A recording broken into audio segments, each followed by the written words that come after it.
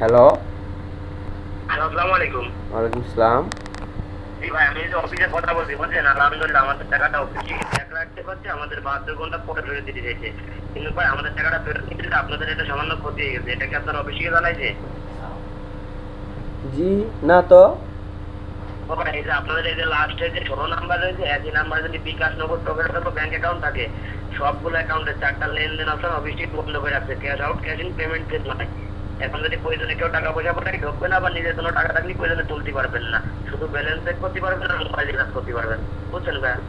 ও, দা তাহলে এখন আমার কি করা লাগবে? ও ভাই, আপনি কি একটু টাকা এডুকেটে যোগাযোগ করে চালু করে নিতে পারবেন, নাকি যেহেতু ছোট ভাইয়ের জন্য করতে চাইছি, আমি অফিসে অভিযোগ দেওয়াটা নিয়ে বলে দেবো?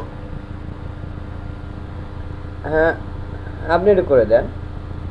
ও ভাই, আমি যদি অফিসে অভিযোগ দেওয়াটা নিয়ে বলে দিই, অফিসে যদি স্যার অথবা ম্যাডাম কল দেয়, আপনি কি তাদের সাথে কথা বলে চালু করে নিতে পারবেন?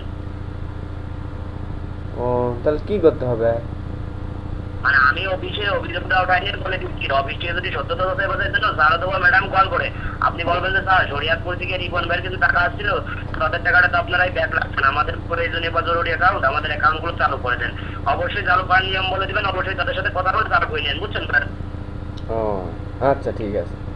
আর ভাই অবশ্যই 10 মিনিটের ভিতর যদি কল না দেয়, আপনিও একটা মিস কল দিন। বুঝছেন? ও, কারে কারে মিস কল দিব? আমার একটু মিস কল দিন, ও, যদি অফিস থেকে 10 মিনিটের ভিতর কল না দেয়। বুঝছেন? আচ্ছা ঠিক আছে।